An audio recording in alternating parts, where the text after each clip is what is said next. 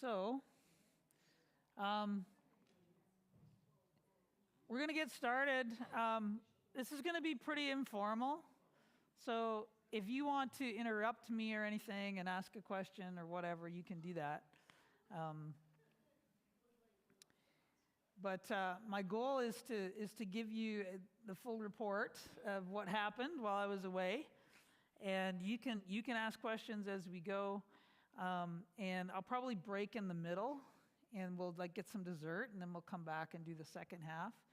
So for those of you who didn't know, the first part of my trip was not anything to do with the project that we sent money for. The first half of my trip was with our church network, with Vision Ministries Kenya. So that's where I'm going to start.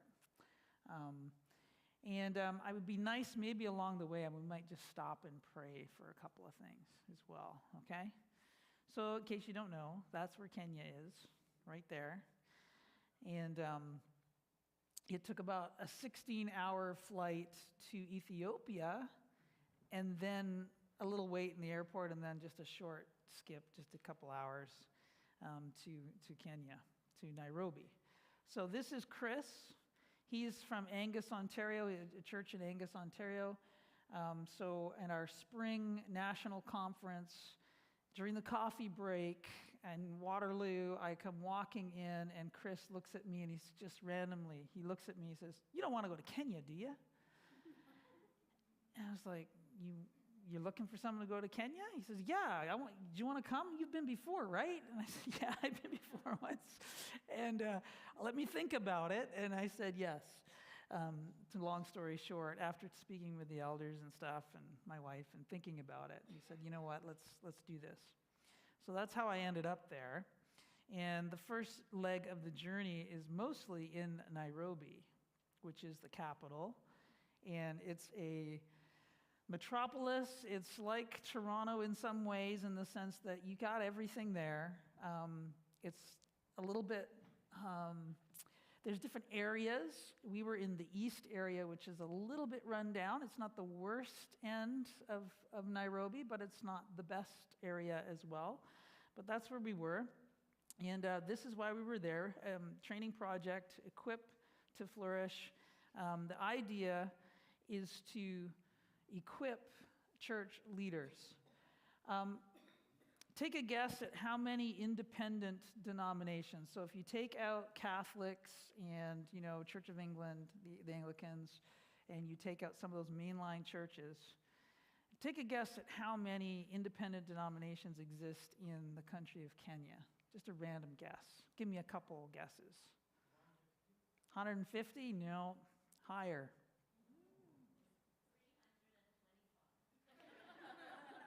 You're close, actually. There's about 306 different denominations and groups. And on a Sunday morning, literally everyone is going to the church. Like, everybody is up and out. Like, the streets are quiet on a Sunday morning for a little while, and everyone's sort of traveling to church, and it's just obvious. Those independent groups represent about 24% of the population. That's a high number, right? That's almost 10 million people who are part of these local churches. And so that fellow there is the big guy. He is Ishmael, and Ishmael is the director of Vision Ministries Kenya. Ishmael met Gord Martin, who at the time was director of Vision Ministries Canada, at an international conference 10 years ago.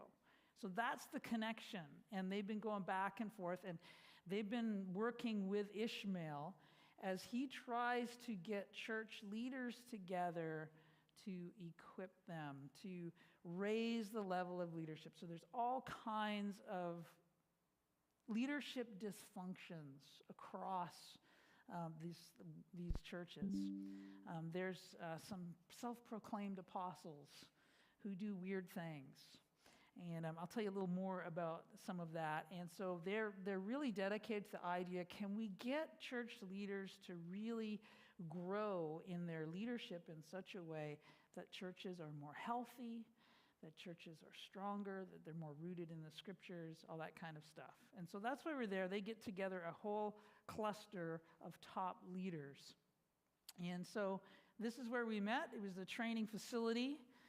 It was a Pentecostal university, and they rent it. They just rent a couple rooms in it and a facility there. And there's some dorms there. So if you look over here, those are dorms. So the students who come, so all the pastors who came for the training, they would just stay in the dorms and they could stay the week. But they didn't want us to stay there for some reason. They put us in this hotel that you can see in the background there, that red and white building, which is just across the street. And so we've been kind of working on them to say, no, we should just stay with the guys, right? But we haven't successfully bridged that gap yet. So we would stay at the hotel at night and get up in the morning. And this is our schedule. It looks something like this. So you can see at 8:30 in the morning, we're starting our first session. And at about 7 to 8:30 at night, we're kind of debriefing with people and just kind of conversing with them. And then repeat the next day, and the next day, and the next day for 7 days, right? So it was intense. And the idea was that, you get them together, you don't want to waste any time, and you want to give them as much as they can. And the idea is that we have top leaders who are going to then train people in their own areas. So we call it trainers of trainers, right? So the idea was we don't have to teach them everything, but we have to give them some good tools, and we have to go through the main concepts, and they have to know things thoroughly so that they can then process it and unpack it in their own situation. The highlighted sessions were ones that I was primarily responsible for, and the one on calling was one so what happened was this. After I said yes, and we were planning to go, then they told me that they're still writing curriculum, and they wanted me to write the curriculum for part of it. So if I was looking a little stressed out in August, it was because I had a deadline to work on some curriculum. So we ended up with this master. And this will get turned into little booklets, so each topic will be one little booklet, and then clusters of people can work through it together, clusters of leaders. But this is sort of the master. And so this year, it was Gord Martin, Doug Loveday, myself, and Chris who all wrote portions of it, so that we're trying to model team leadership to them as well. It's one of the reasons why I was there. And so there was team teaching, so we all took part. It wasn't just the white man coming with his answers. No, we want to get rid of that sort of mentality. And so Chris and I led through some sessions, but others, one pastor there is reteaching part of it. Another pastor is leading a devotional in the morning. So there was a bunch of different people who participated in teaching. And it was discussion-based learning.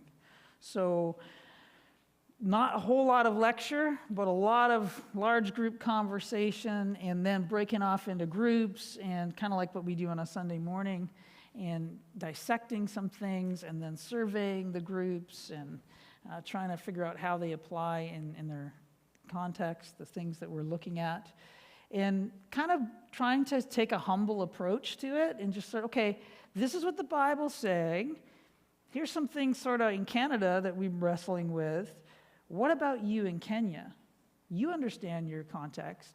Are these issues in Kenya? What are the issues in Kenya? So that they're teaching us as much as we're teaching them, and we're trying to hone in on key issues. So that was really invigorating and something that I learned lots from.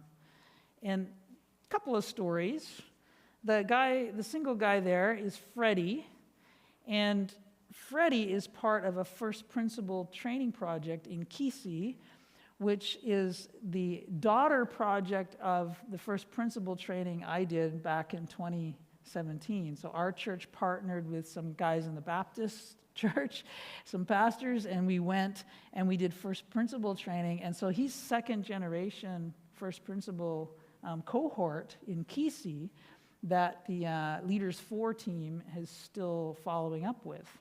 So that was really neat, that connection, and to hear his stories and what he's doing. And it was evident that this young man, he's married with one child, so he's maybe in his 20s still. And I was just evident the maturity. Even compared to some of the older guys in the room, the biblical literacy and maturity that this guy had. So it was really super encouraging to just interact with him and to see some fruit from past things that we had invested in. And this other guy, Zach, and his wife, I think it's Maureen, they had a really interesting story because they are actually from 2 different tribes that fight with each other all the time. And so her tribe really looks down on his tribe. His tribe is from the country, and they're unsophisticated and all the rest of it. And they married outside of tribal lines, and that was a huge deal. So the training on marriage and all that kind of stuff that they did the year before with Vision Ministries really was helpful to them. So it was interesting to hear their story and how the families have now accepted him and how things are more integrated and how they worked through that. So it was just a really beautiful story of how God had brought healing and unity to the family. So they really impacted me, and I ended up driving through the hometown that they're in later on my trip. And so here are, that's the team, the trainer of trainers. That's all who was there. What? If you look closely, there's more than one white guy in that picture. There's 2 that are not like the others, and there's 2. So that's the guys. So some of these gentlemen were there for the very first time. Some of these gentlemen have been part of the full 3 years of training. Some of them have really grown and developed, and it was amazing to see some of the maturity and the help that has happened in their life and just how they're working things out on the ground. It was great to have some of the next generation that people were bringing people along with them. So there's a gentleman here that Ishmael is working with. Oh, he didn't get in the picture. Oh, no, he snuck out of the picture. That's too bad. I might have one somewhere else. But he was Calvin, a young guy, and he's just a brilliant administrator.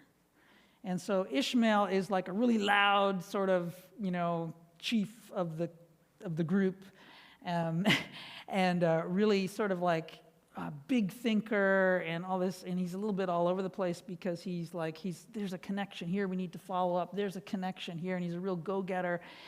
And he's got this young guy, Calvin, who works with him. And he's a great administrator. Reminded me a little bit of Lisa, actually. She's got some administration skills. And he's just like keeping him in check, keeping him in line, keeping him on time, organizing everything. It was beautiful to see them working together, which is a big deal. Because in Kenya, often the leader, the top leader, is very isolated and kind of he's the man and no one tells him what to do. And so it was good to see sort of this change in them. You know what? We're going to work together. I'm going to let someone else tell me something and correct me. That's a big deal. In fact, we had a conversation, and one of the older guys said, we talked about Moses was a humble learner.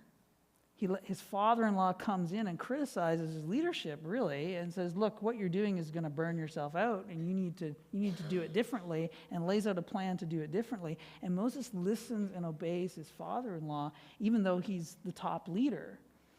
And so we talked about this idea of being a learner, and a humble learner is a characteristic of biblical leadership. So the older guy was saying, but it's really hard when a younger person tells you that something needs to change. And we had a great conversation about how sometimes the younger person has something very valuable, so we need to listen and consider it, not just write it off. And so that was really healthy, I thought. So pray for these guys, because they represent, some of them represent whole networks of churches. So Ishmael, he's been planting churches in the slum, and that's his main thing. He's focusing on slum areas, and they're planting churches there. So we got to go to church in the slum. And so this second half of that slide, that's like the main street, and that's probably sewage. And here's your and here's the church building right here, Hope Bible Chapel. And that's where we went, and we got a little taste of church. Now, you know what surprised me is that while we went in there, it was so loud. And not only was it so loud, but you could hear other groups that were so there were several churches in the slum, and it was like they were turning the volume up louder and louder, that they would be the loudest one, which is kind of amazing. Stop me if you have a question, okay, about any of this. So we went in there, and so the culture of the church is quite different from ours. One thing is that there's always dancing. So Chris wasn't dancing, so they pulled him on the dancing floor. I can't do any of those moves very well at all. It's just going to keep repeating. The middle slide are the young people, and so the Sunday school and some of the teenagers came up. This was their presentation for the church. And the music is loud, and the guy jumping up and down is sort of one of their main praise leader guys. And his thing is, you have to dance. That God wants us to rejoice with our whole body. And so he did many of the moves were simple moves, like jumping up and down, because he was trying to get everyone to. So here we are with people with lots of problems, but the joy and the enthusiasm was over the top. This was them giving, and they're dancing in the giving as well, which is on the one side there. And that big bucket was passed around to everybody, and there was music and dancing, and then there was more music and dancing, and they began to call people up to the front. So, Pastor, what are you going to give? Because they were raising money for their youth event. So what they were doing is all the churches in the network are going to put all their money together and have a camp for youth. And so the youth were trying to double the funds that they had raised.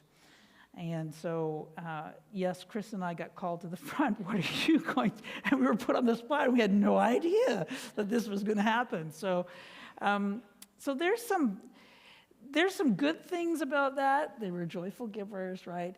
There's some things that maybe aren't quite along the lines of biblical principles, and like not putting people under pressure, but people giving freely, right? So it was interesting because we had conversations about this in our training, and I noticed something, and that is this sort of, they hear the principle, but we do it it's our culture to do it a different way, and kind of a willingness to kind of overlook the principle because this is the way we like to do it. And this is the way we've done it for a long time.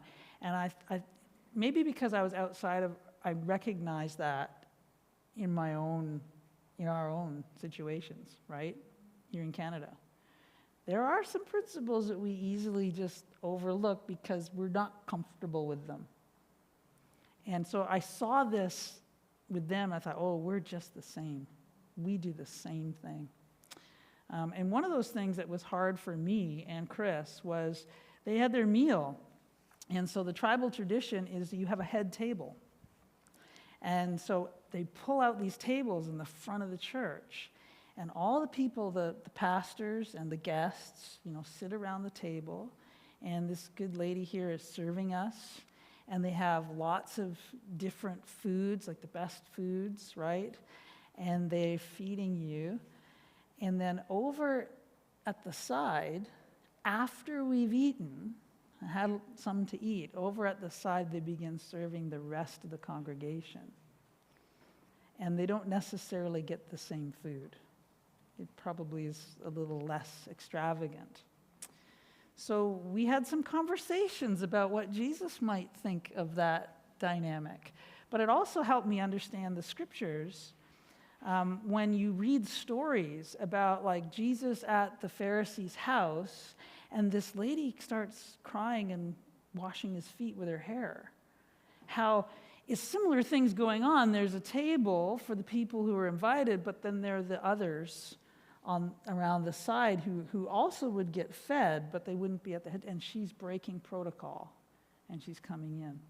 So that was something that we wrestled with, but was so deeply ingrained in the churches there, not necessarily healthy. This is awesome. So the people with the blue sashes, and they were over the top with these costumes, but they were graduating from Emmaus Bible courses, and so training their young leaders is a big deal. So this church had hardly any young people at one time. Now they have young people, and they've been training the young people and giving them good biblical training. And so one young lady and 3 young men were graduating that day. So there was a procession, and there was more dancing, and it was one of the reasons why we had food together. It was a big, big, huge celebration. And there's a guy there from Germany who joined in with our team, and that was just kind of a cool thing, an exciting thing. And so that's what happened for most of our time in Nairobi. Any questions?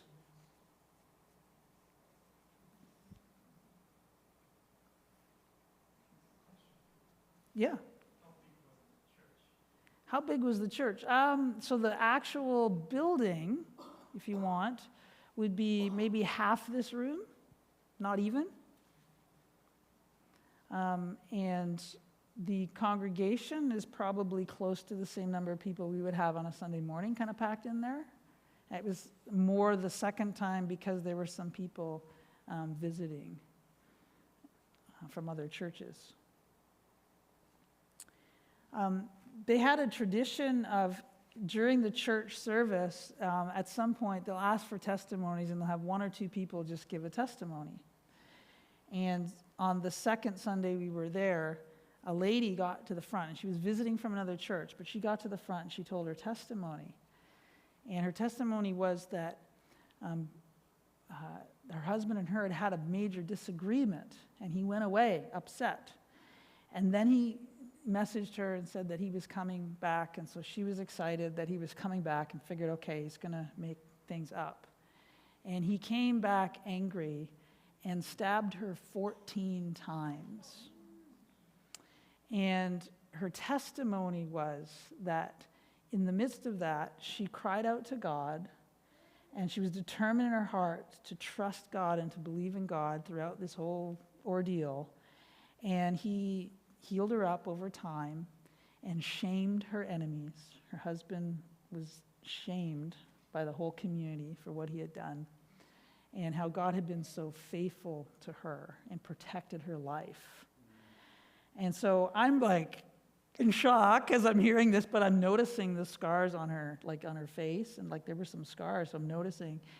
And just the heart that she had, the conviction, and just how God is been so good to her.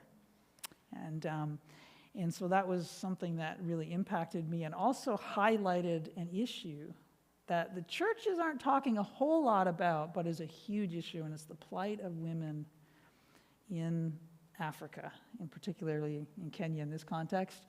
But, a lot of women who are abused and not treated well. And when we dig into the biblical principles, like when we do the first principles on marriage, and we talk about what it means for a husband to love his wife as Christ loved the church, and what it means to not exasperate your children, these are huge, huge aha moments when people start to see that, and we see how it really changes families. So that's an issue that we could be praying about. It's just the women.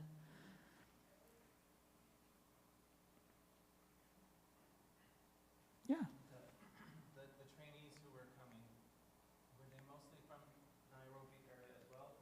No. So this is fascinating. So we actually went down to Mombasa. I'll tell you about that in a minute. But some of them were up here in Eldoret. So Zach and his wife, who he married out of a different tribe, they're from Eldoret, which is right there. So they're coming from there to here. Kisi is over near Kisamu. It's somewhere in here too. So they're coming from all over. And I'll tell you, I'm ready to go, right? On Monday morning at 8:30, and Ishmael comes in. Well, I'm still traveling. No worries, no worries. 11:30. No worries, people are coming. There's only like 4 people, right? I think there was about 6 or 7 people. Okay, we can start now. And that was like at 1 o'clock. So our schedule got thrown way off. Eventually, by the second or third day, everyone was there. And of course, that didn't go over so well with me because I wanted to get through all the material. But they had to slow me down and they calmed me down. And they explained to me that many of these pastors have family responsibilities, have other jobs that they're working, and a whole week commitment's really hard for them. Other people I've worked with have a different opinion about they should have been prepared for this. They knew it was coming. But nonetheless, that was, they were traveling a long distance. Yeah. Did they speak like English or Swahili in the church then? Good question. So they do both. And the reason is a lot of the folks from the slum probably don't have much English. So in the church, it's always translated in Swahili. And if there's no one there no white guy there, they're probably mostly Swahili. With a little, it's funny because it's kind of like here. You know, some people are talking in Chinese, and then you hear some English words, right? Like it's the same kind of, they're talking Swahili when they're throwing in English terms and stuff along the way. So it's interesting how that, just in everyday life, it's kind of like that. A few. Thank you is asante, okay? Slow down is pole pole. Yeah, there's a few. If I think long enough, I'll think of a couple more. But I'm not very good at learning languages because there's so many, and it just gets all confused here in Toronto. Yeah.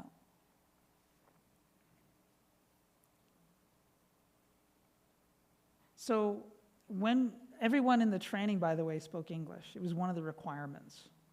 So, and I mean, by the end, wives and children were there too, some, and they joined in with the training. So there was a little child there who just kind of joined in the conversation, which was really kind of cool, I thought. So it was really neat. So that was one thing. So after we were done the training part, we went to Mombasa by train. And so it was quite a long journey, but the cool thing was I got to see the plains of Africa out the train window, and that's looking to the south, the mountains. The other side of the mountains would be Tanzania. And so we went all the way to the coast. And the reason we went was because of this gentleman here, Joshua. And Pastor Joshua was his first time at the training, and Joshua had AIDS and was dying of AIDS. And God healed him. He doesn't have AIDS anymore. And no one can explain why he doesn't have AIDS anymore. And as a result, he began to, not only did he give his life to Christ, but he began to lead a church. And he would pray for people and ask for healing, and people would get healed. So it's a kind of a deliverance from demons and healing. And some of the things he was telling me is, I'm feeling a little bit like off the charts kind of charismatic stuff that maybe is a little bit funky. I wasn't sure, right?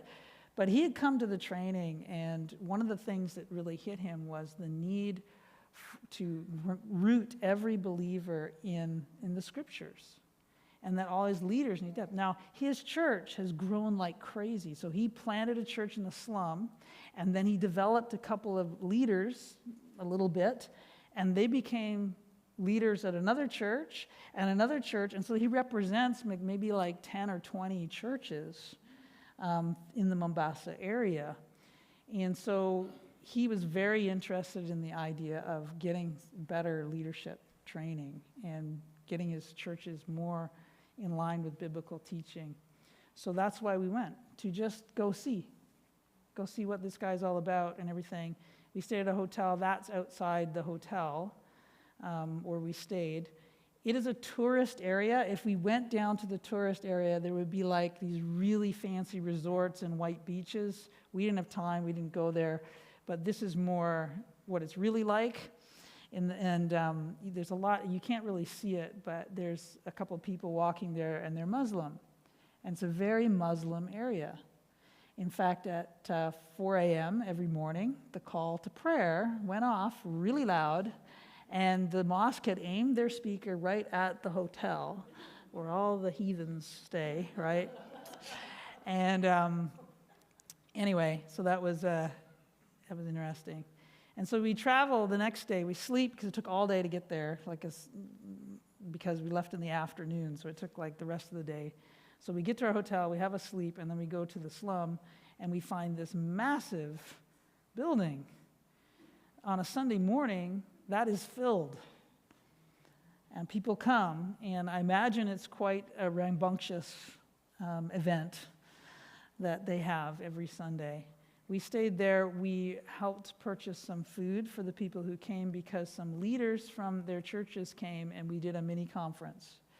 And so in about 32 degrees with really high humidity and no air conditioning, we sat there all day doing different things. I taught a section, and I got Ishmael in action there, and he's bringing it the African way.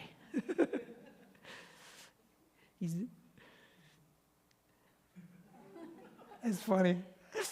And he's actually laying into them the fact that it's not good enough just to have, deliverance.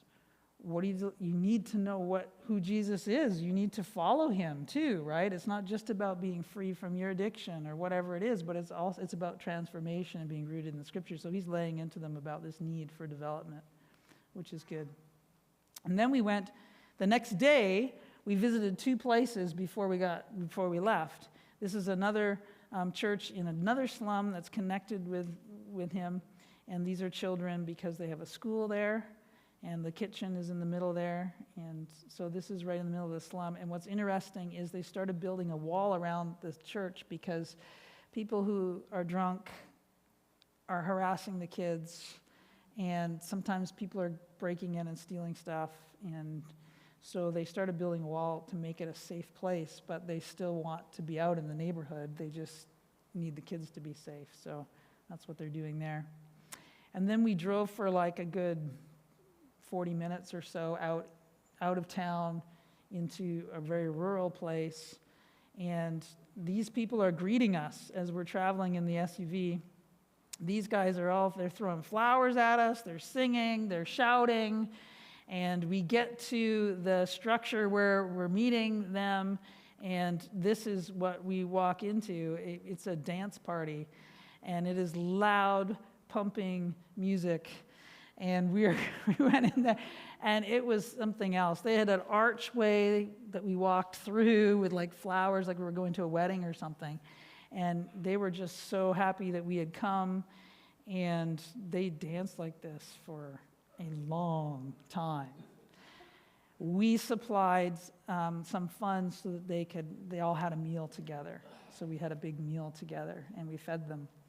And this was a huge deal that someone would come to their little village and check them out. So we spoke there, we prayed for them, we talked to a few people as best that we could. I was reminded because it was just, I was almost in tears with the joy and these people have nothing. And the level of joy and excitement reminded me of Revelation, where it talks about all the nations being there in the throne room of God, right? Peoples of all language standing before the throne, before the Lamb, clothed in white robes, and worshiping God together. So I was just like, to me, it was a little taste of maybe what it might be like. So they were, obviously, when we visited these places, there's a hope that maybe we would send money and help them, and, there's some funky things around that we have to be careful about, but it was certainly worth going and seeing what God's doing. The story is that through all of this, and I'll give one more story and then we'll take a short break.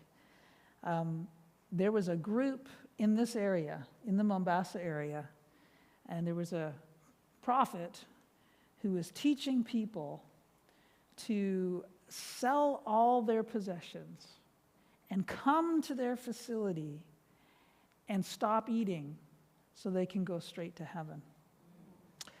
And the media crushed this. There's a huge investigation. The media was shut down because it was embarrassing to Kenya. But over the course of a few years, thousands of people died. I think they're up to 2,000 or something. People actually, no hope. They believed this guy. They sold their stuff. They donated everything to this guy, right? And they starved themselves. And there's stories that people who were almost dead but not quite, well, some of his workers finished them off. And there's all these unmarked graves. It made me think of our own thing with the schools and the unmarked graves. So they're actually excavating and digging them up. So the government of Kenya has some laws on the table about churches having proper structure, and all the things we were teaching is what the government, about governance that we were teaching on our trip, about having a proper board of directors and all the rest of it. All that stuff is what the government's threatening. We're going to clamp down on this. And if you don't do this, we're going to take your license away. You're not going to be registered. And churches there have to pay taxes. So if you don't register your taxes, we're going to shut you down. So what we were teaching and what we were bringing to them was, everyone was like, yes, we need this. It's relevant to us because of this terrible thing that happened. So that's where the first leg of the trip ended, at Mombasa International Airport. And I got to fly on that cool plane. So let's take a break, and then I'll tell you about Mount Elgon. Unless there's any other questions. Okay, let's take a break, and then I'll tell you about our little, because we haven't even gotten to this project yet. So there's dessert. We'll take 5. There's dessert. There's stuff out there.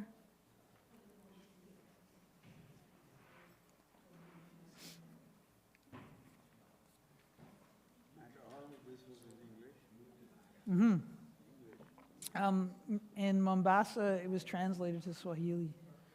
So I spoke English, and then they translated it to Swahili. So in the churches, speak in English, translated to Swahili. Yeah. But in the training that we did, all English. Yeah.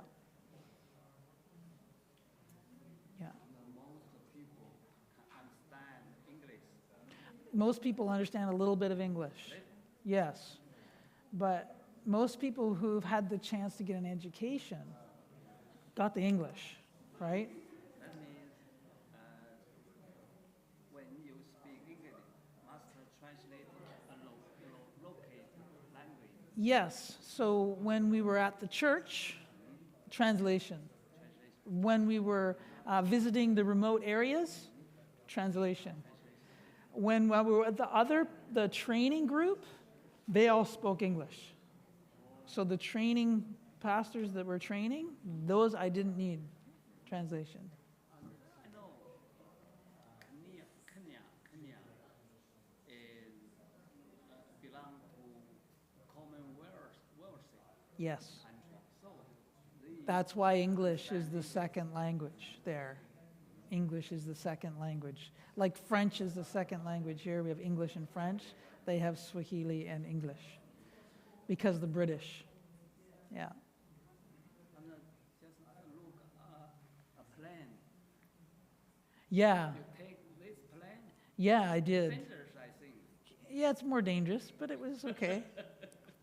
It was because I went to back to Nairobi. It was a short flight. In country. Yeah. In a country. Yeah, it was a short flight. That one, yeah, Place. yeah, yeah.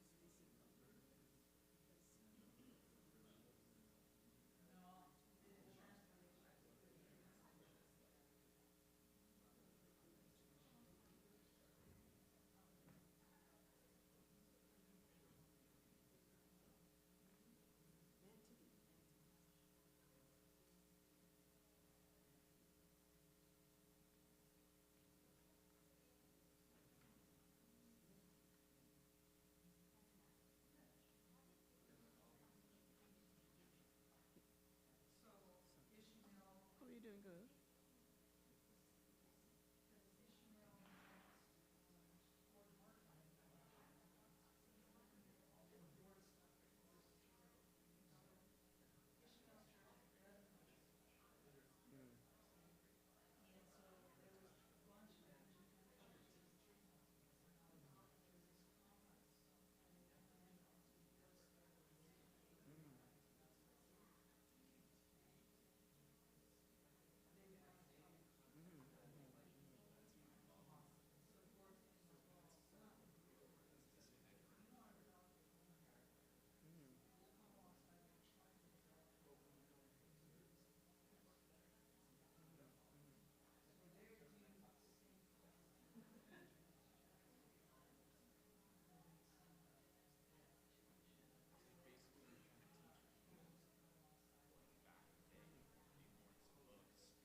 As you put out Revelations, I thought of that song saying, when we all get to heaven, what a day of rejoicing it will be. You got to dance.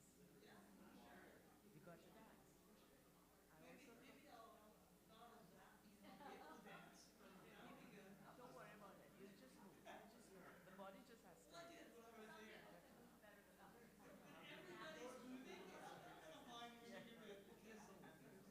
You'll be in such a different trance, you know. Because we always talk about missionaries come from Trinidad. We are cars. Music. Missionaries coming from Trinidad. We couldn't dance. They took away. We couldn't do anything. We couldn't be part of anything in the Reverend Church.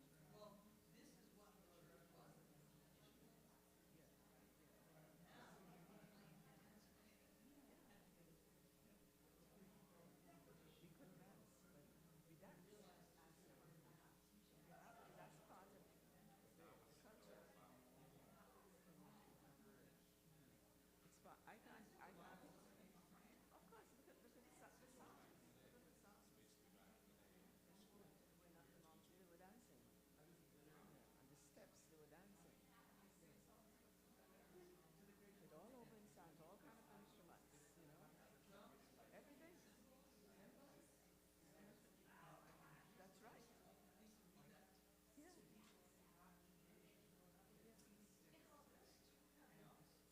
Yeah. Yeah.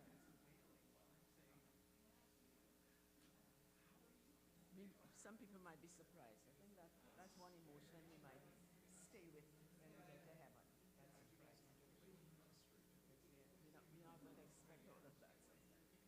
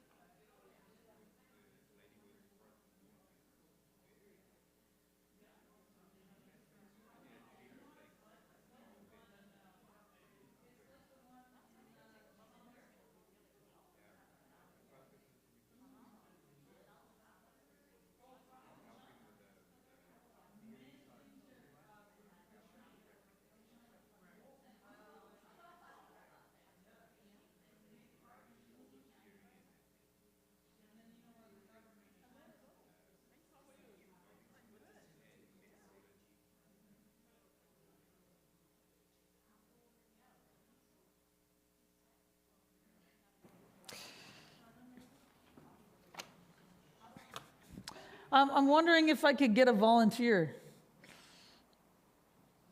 Oh, I think you should get Hannah. You think I should get Hannah? Maybe. Or Michael. Yeah, Michael, come. Come, Michael. Get a volunteer. Yeah, Michael's a good volunteer. Come, Michael. Come here. Come here. Come here. Well, here. Come here. Stand here for a second. You can leave your sweater on. It doesn't matter. It doesn't matter. Okay, so here, this goes like this. Okay? This goes around you like that. There we go. We're going to get you. I can't dance, by the way. I don't know how to dance. You don't have to dance. It's okay. I'm not sure how you did this, but through the loops? Am I too fat? No. There, I put it through a loop. It'll All do. right. Good enough. There you go. Excellent. There we go. All right, and then this. Okay, so it's very important that this goes on your left shoulder, not your right shoulder. I don't know why, but I was told that if you do it on the left shoulder, if the right shoulder is bad, I was told, so. Oh, it comes with the full set. Yep. So this goes like this. There we go. Is it on right? Oh, no, it's too high. Too high? No, it's all good. It's all Tight, too tight. It's too tight. good. You No, gotta. it's not too tight. It needs to go in the middle of your forehead. Oh, middle of my Right there, forehead. like Okay. that. There you go. Like that. There you go. I That's really think important. Hannah would have looked much better. I think you probably would have fit Hannah better. That's true. That's true. So, All right.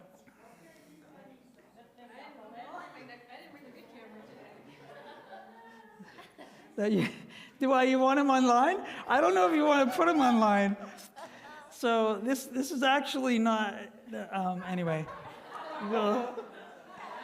this is the sabot.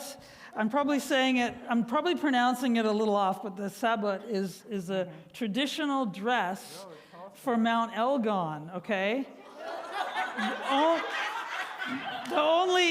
The only issue is, yeah, you're flashing everyone. The only issue is that it's the traditional dress for the women at Mount Elgon. But that's what that is. This was gifted to Sue. So when I was there, you can take it off now. Yeah, so, hang on. I didn't know it's for women. I know, we tricked you. We It's all tricked good. you. It's all good. No one here is going to know that, except that I told them now. But there you go. You rocked that, Michael. Good for you. And you looked more like a warrior than a princess, just so you know. Just so you know. Yeah, I agree. Yeah. You're a good sport. So the tradition is when someone from afar visits, you have to give them a gift. So they gave this as a gift to Sue, and they gave me these bamboo, these big long, which of course I couldn't take on the airplane, so they stayed behind, but because bamboo grows there. And you got your nails done. Yeah, that's another story for another day. But so I'm in Mombasa, and now I need to get to this area here, and I'm down here. So I jump a plane to Nairobi, and then I meet up with Mika. That's Mika and his family.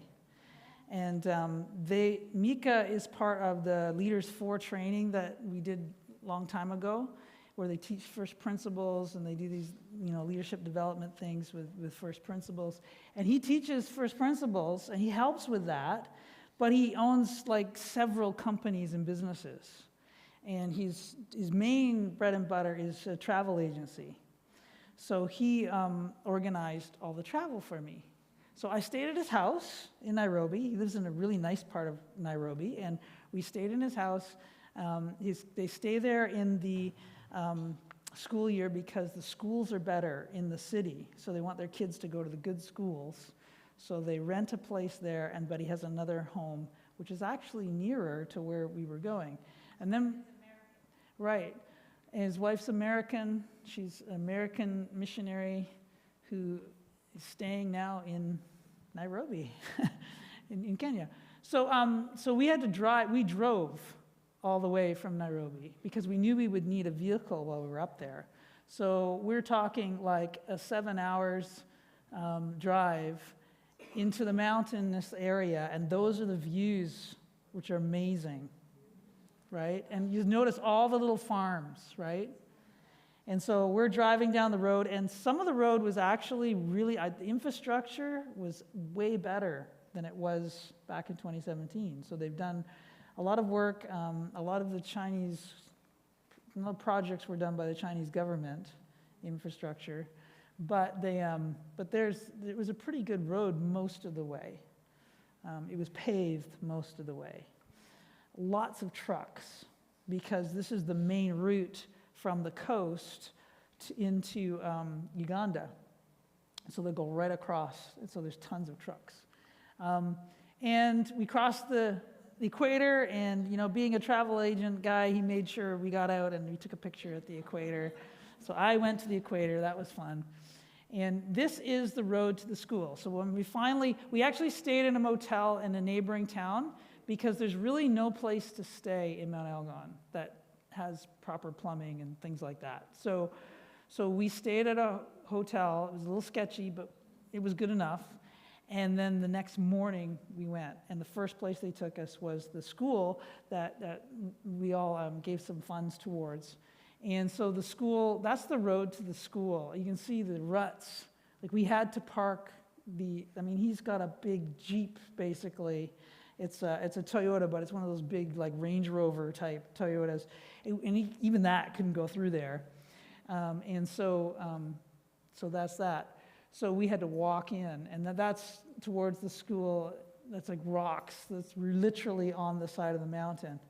So they did not, my report is that they did not get approved for testing center, even though they got all the desks and the chairs and stuff. And the reason is because the road is inaccessible.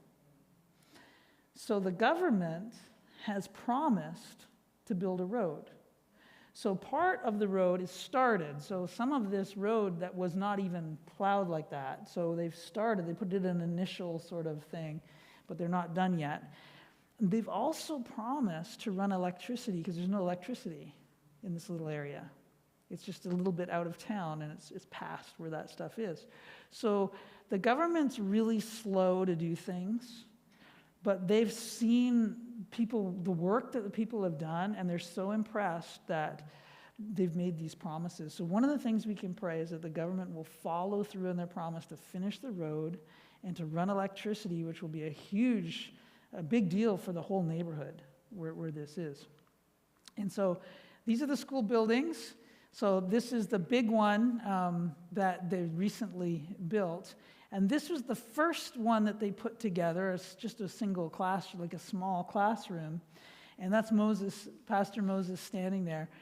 They planted a church, and he does Bible studies and first principle studies, actually, and other Bible studies here in this building still.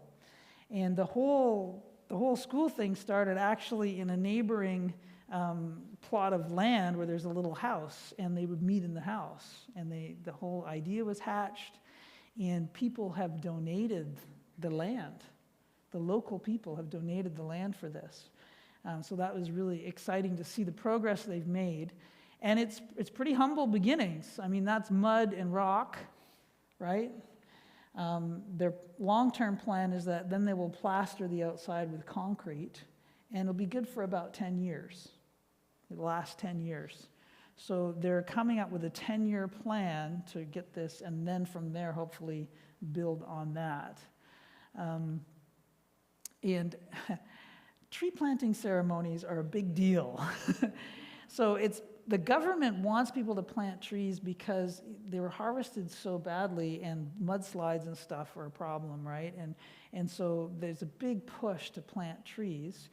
That tree is called an Elgon Tiki, And everywhere I went, they wanted me to plant one of those because it's a hardwood tree that the government has now outlawed. You're not allowed to cut it down because it was almost extinct. It had been like harvested so heavily, and it's indigenous to that region. So a student was assigned to look after that tree. And the reason they wanted that tree is because then I have to come back and see the tree, right? Because it's my tree that I planted, and no one's allowed to cut it down, right? So they're very serious. Like, so back in 2017, they claimed me as their teacher, their trainer. And they're very serious about being a long-term relationship, and that somehow God has allowed this to happen. So the fact that I was there was actually an answer to prayers that they were praying. So it was just me showing up was a huge encouragement. This lady here is the chief of that area, and she's the liaison with the government. So we had Han Dawn here, and our MP. She's kind of like that, and someone's visiting this project. We need to pay attention to it. So that just raised the whole level of the project to another level. And so we sat down and in typical fashion had a round table and discussed. Some of these guys are on the board of directors for the school, and a couple of them are landowners who donated their land. This is John, who's the principal. This Mika, my driver and friend. And then, of course, I'm sitting right beside the chief, and I'm asking her questions. And we are actually asking, so what's the plan for sustainability? How are you guys going to do this? Is this, and they're laying it out. They're laying out a strategy, and they're trying to figure out a way to do it, even though they're very little resources to work with. And so they're very serious about this. And what I was surprised was these landowners who gave land away and who live in the area, how supportive they were. What you can't see in these pictures, because it was off camera, was there are 3 teachers that I met as well who taught all year without any pay. So they're doing it because they believe that they need to educate the families in order to lift them out of poverty, and they're so worried about the next generation. So the next generation is more exposed to the internet and things than they were before, even though it's a poor place. And they have nothing, and they're easily depressed. They're easily discouraged. Some parents aren't really happy about education. It's like, why bother? You should be working the field. You should be don't go to school. Why do we need to pay school fees? Because that's how they fund it. The parents pay school fees, and most of them aren't paying the school fees, which is why the teachers are not getting paid. But they're not turning the kids away. They're still welcoming them. And so there's a lot of alcoholism and drugs among the teenagers. And there are tribal practices, old tribal practices that are practiced, particularly in the forest, which are very detrimental to women. So these people here in this room are really casting a vision for the whole area of how do we lift these people out of poverty, and it's all being driven by local pastors, like Moses. These were some of the students that wrote exams last week. And so they wanted me to talk to, they're not all the students, they're just some of them. And they wanted me to talk to the students. And you'll notice that you notice something, right? Like our tables are in here. That's the church office. Well, it's the only room with doors and windows that they can lock up. So at the end of the day, they put everything in there so people don't steal it, right? And so then there's some chairs here. So I spoke to the students, we prayed with them, we talked a little bit back and forth. It was a short visit, and you'll see it's a dirt floor, humble beginnings. Humble beginnings, but a lot of vision and a lot of momentum. Half of the chairs and tables that we purchased are at another site. So the government, seeing the enthusiasm and even support from some place like ours, they thought, well, we're going to let you do testing but we'll have to do it. They had another facility, a room that they weren't using, and so they let them use this building in another place. The problem is, it's about an hour and a half walk, 2-hour walk from where they are. So kids walk all the way there to do their test and may or may not have food for the day. And, would your kids go to school if they had to walk that far and not have food? And you know what I mean? So there's a lot of challenges, but that's why some of them. This is their evangelism team, as I mentioned on Sunday, and they're doing their little thing there. And so we walked like that, enchanted, and see that guy has 2 spears in his hand because one of them's for me. And we had to walk around the town. They're chanting, and they literally paraded me around the town to say that I was here. It's the appropriate greeting, that no one's a stranger, right? If a stranger comes to town, he must be greeted properly. We have to know that you're from, So I thought that was interesting. And this is not, they don't normally dress this way. Like, this is what they do when they go into the forest to speak with those who are living the traditional ways in the forest. Went back to the church, and that's the stone wall in the church. And they wanted me to bless the church and to pray for them as a church. They wanted me to just the church building and to pray for the church. And so that's what I'm doing there. And of course, we had to plant another tree. This is very important. And I should say that it wasn't just me planting the tree, but my driver had to plant a tree, Mika had to plant a tree, and so did someone else. When we were at the school, it was the chief that had to plant a tree. And so there's at least 2 or 3. It just took a while, but we did that. Then we went inside the church building and sang a couple songs, and then there was a series. It was kind of like a town hall meeting. And Pastor Moses made a bit of an address. They had different. This is not their church family per se. These are a few of their leaders and a few pastors and leaders from other churches. So they took me to a room that I didn't get a picture of, where the pastors meet in the village. And there's about 5 or 6 of them that get together, and Moses shares training stuff with them, and they learn together, and how can we work together? And so there's this amazing little network, and they're from different denominations, different churches, and they're helping each other out. And so there was a level of unity that's so encouraging to me, and to see that they're actually, they're doing first principles, and they're building plans, strategies for life and ministry out of them in their neighborhood, and practical things like the school is what's growing out of it, which is so encouraging to me, because years ago I had no idea if it would even be. So I got a message from Moses. He says, I have 50 students that are scheduled to graduate in March 2025, and we want to invite the Leaders 4, which is the Baptist guys that came. We want to invite that team to come and see the work we've done and to bless the graduation. So, but he says, but we have hardly any books, and I have found a group that will help pay for the travel to get people there, but we have hardly any books. We have hardly any, if there's any way, and that's just normal. Everything has these barriers to them, whatever they do. And I want you just to notice, is there a problem with that building? So there's a whole section of the roof missing. There's no windows. And actually, this wood structure is inside the wall. It's not even touching the wall, right? So the story is, Pastor Moses keeps giving away pieces of the church. Most of it comes out of his own pocket, and a few other people who have helped to put together a structure so that when they meet, it rains every day in Mount Elgon, almost every day.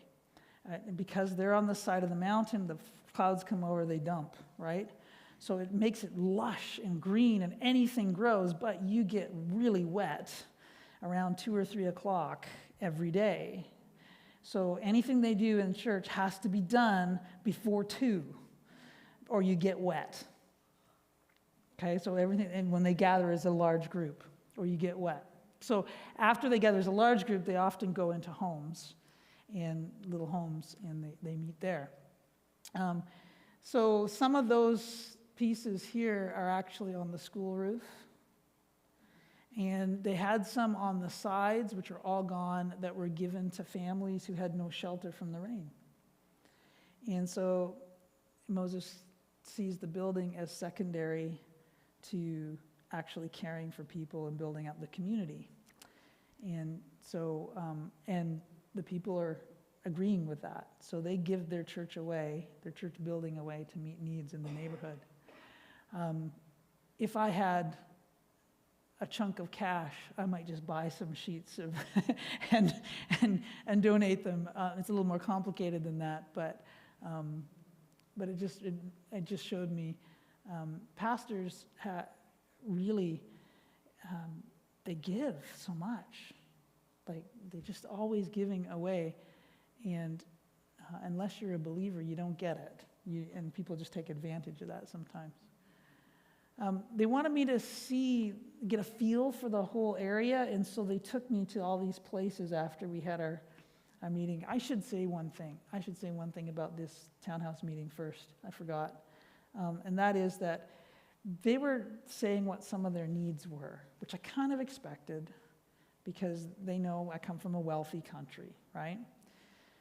But this lady stands up, and she begins to tell me, and we want you to know about the young mothers here. These young mothers became moms of teenagers. They have no education. They're doing their best, now that they're Christians, they're doing their best to raise their kids and teach them the truth. But they have no education. They aren't sure what they're doing. We would love it if some older Christian women would just come and share notes with us and give us some pointers and encourage us. That was their ask.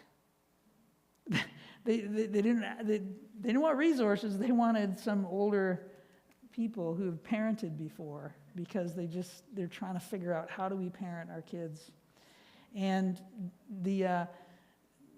a young man that's doing some youth work stood up and said, if you have any help in trying to figure out how we can maybe connect with the teens and help them. There's so much drugs and alcohol, and we're really struggling with that right now.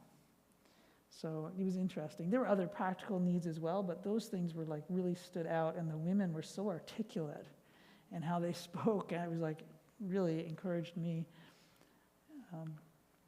So they want me to see, it's agricultural community, right? And so they wanted to see all the projects they have going. So these are trees, and so it's a combination between the government and a few other local pastors, and so they make some money off trees and stuff there, which is kind of cool. Vegetable garden. This is a big tea, Kenyan tea, and it's owned by the government, and it's massive, this huge tea field. And the guy in the middle there, I think it's Simon is his name, he's at one point praying the Lord would bless the tea farm because people work and that's a little bit of income. But as I was looking at this and thinking about it, I couldn't help but think of this verse, Proverbs 13:23. The fallow ground of the poor would yield much food, but is swept away through injustice. So global markets are set up and rigged in such a way to keep the independent farmers down low, right? So getting a good price for your product is really hard. Getting their product to market is really hard. Our country, along with other Western countries, have some pretty tight rules about how money moves, about how trade works, that keeps countries down. It's just the truth. It's a hard truth. And because in countries like Kenya, people are so desperate, there's a lot of scamming and finding ways around the system to try and get ahead, and so there's a lot of corruption in countries like Kenya. So it was encouraging, and yet I could just see it's not easy to overcome those things.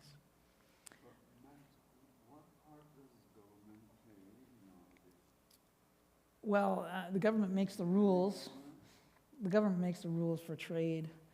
The government buys big, huge parcels of land like this here, buys it all up, and then they, 80, 90% of the income made off that land doesn't go to the local area, right?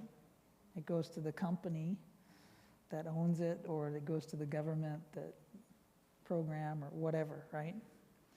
So that's part of the issue. There's other things too. Just here's some homes. This is how people live near the forest. Again, if it really floods or there's a mudslide, that goes pretty quick. And it's the same kind of construction, just sticks and mud and bricks and tin roofs. And you'll see everyone's got a garden. So you can grow anything. Like papayas, mangoes, you get the best mangoes there ever. It's amazing. So you can grow pretty much anything, which is an advantage to living in this area. We did drive into the forest because they wanted us to experience, so we drove as far as we could until the truck couldn't move any farther in. And there's elephants in the forest. I didn't think elephants lived in the forest, but elephants live in the forest, which is kind of cool. And that's all protected. No one can build on it. It's all protected land. And so they see themselves as part of their job is to be guardians of the forest and to work at preserving it. Oh yeah, that's us trekking along in the road. That's when the road was really good and I could actually take a video.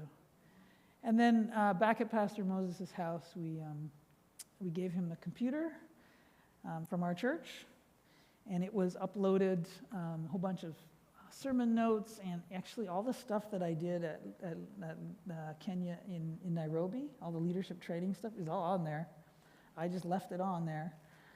So he's going to use some of that with his own people, and yeah, they were he was a little bit in shock. He wasn't expecting it. And was very, very grateful. And so he's also going to take some online courses that he got approved for, but had no idea how he was going to do it on his little phone. So he's got a tool now he can use. So I'm very grateful. And I want to put this up. So in 2017, a few of you just handed me a few dollars, and I put it in my pocket and took it to Kenya with me. And it amounted to about, I think it was like about $150 American. And the guys from Mount Elgon, I gave it to them and said, this is seed money, multiply it. And they split it between them, and they each got like about $50 American. Moses started this chicken thing, which you can hear in the videos that I played. They're attached to his house, and he raises chickens, and he sells the chickens, and he uses it to pay school fees for some young men and for other projects in the neighborhood. And so that $50 is still helping his family and other things in the neighborhood. So I just thought that was really encouraging to see that. Yeah. Oh yeah, and that's the video of them saying thank you that you saw. I don't have audio, so yeah. So any questions?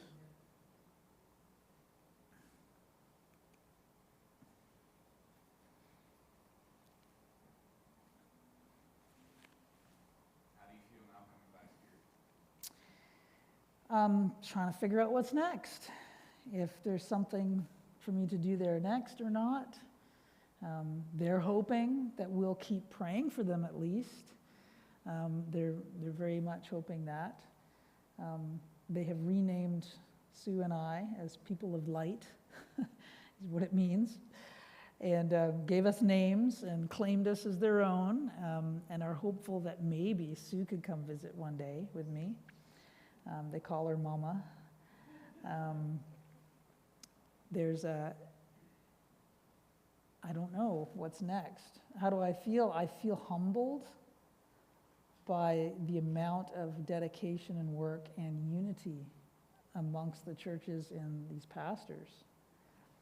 I feel humbled that we have so much excess, and we find it very hard to sometimes to make any kind of impact in our neighborhood. And yet these guys are every day, how do we do this? How do we make this a better place for people to live? How do we explain to people that Jesus is our motivation behind this? I feel overwhelmed by the need. And so someone once said that if you give money to Africa, be prepared because it's an endless pit. And I think it's a very negative statement, but there's a reality to the fact that that the need is so great that you could literally give and give and give and barely begin to meet the need. So I don't think the answer is for us to just be donors. I think the answer is to be more like family, extended family in some way, where there's relationship and mutual relationship of some kind. Any other questions?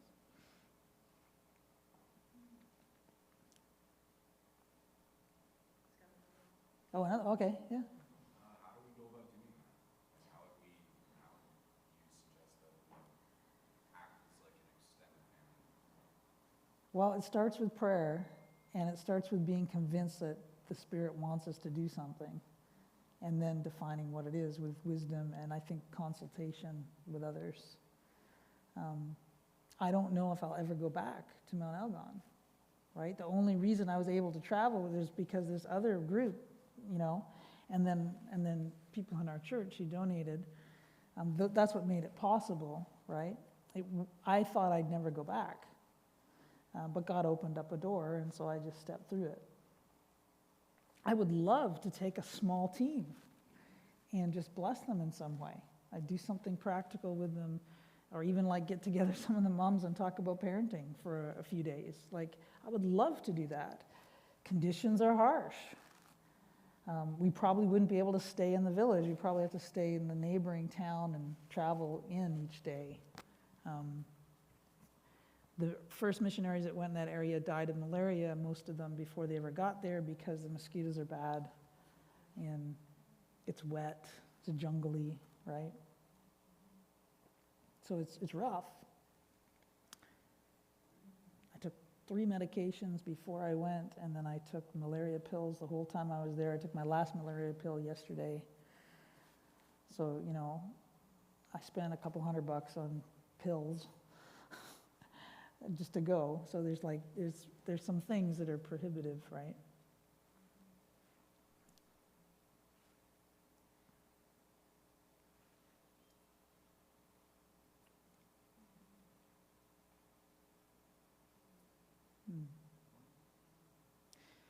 Well, I promised, oh yeah, go ahead. So apart from all of the issues of poverty and addiction and so on, what were some of the, was there something that all of the pastors were saying was a big challenge or struggle that people in their congregations were dealing with consistently? Can you think of what were the top challenges for people? So the top challenges for people, well, one was the families dealing with their younger, like raising, you know, the younger generation. And again, what's happening is they're leapfrogging in terms of technology. So they got cell phones now. They got access to data in their, you know what I mean? So they're kind of, so there's this influence from the West coming in, and it's messing up the family dynamic. And so the parenting, that was a huge one. Parenting kept coming up. Unbelieving couples where the husband's an unbeliever, and just the dynamic of women being not treated nice is a big thing as well. That would be in their churches, right? There would be struggles in their churches. Bible study resources and things, so that they're able to, so they keep always asking, Bibles. They don't always have enough Bibles. So people don't have access to the Bible in Swahili, right? So some of those practical tools that help train and disciple people, that's something that keeps coming up as well. And then just pastors themselves, right? Moses' car is a little lowrider car that went off the road the other day and is not, like, the roads are not really accessible for his car. And he's one of the few people who has a vehicle. And so whole families rely on him getting stuff from town for them and stuff like that. So that is something that the churches are struggling with as well, is just, getting around and transportation, and because people are kind of spread out a bit, right?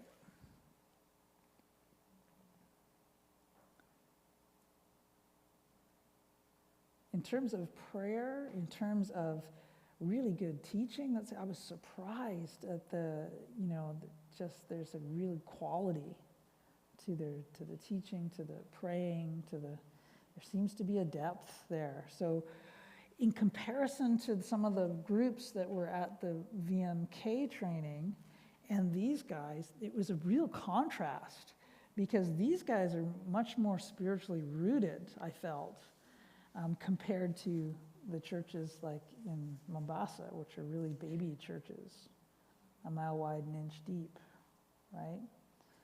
Whereas there seems to be a depth, maybe because it's a smaller community. Yeah. Does that answer? Okay.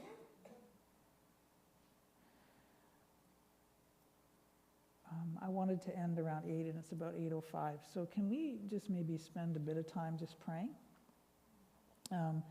We can pray, is there something for us to do next other than pray? I don't know, but we can pray. Let's pray for Moses and pastors like him who have little resources and actually personally almost go bankrupt doing some of the stuff that they do. Let's pray for some of the parents, the young parents, and just the struggle that they're having. Pray that the funds that we did send, some funds that week that I was there was I think there was another couple $1,000s that we had collected, so we sent it. It will be used again for probably windows and doors and things like that for the school structure. So pray about that. We can pray that the government follows through in their promise too, to provide some things.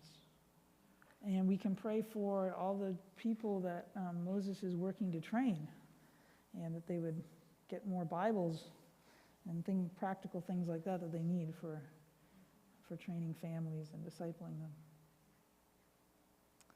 So I didn't write that out, but I probably should have. But let's pray. Why not just at each table? Why don't you just take a couple minutes? Whatever God brings to your mind.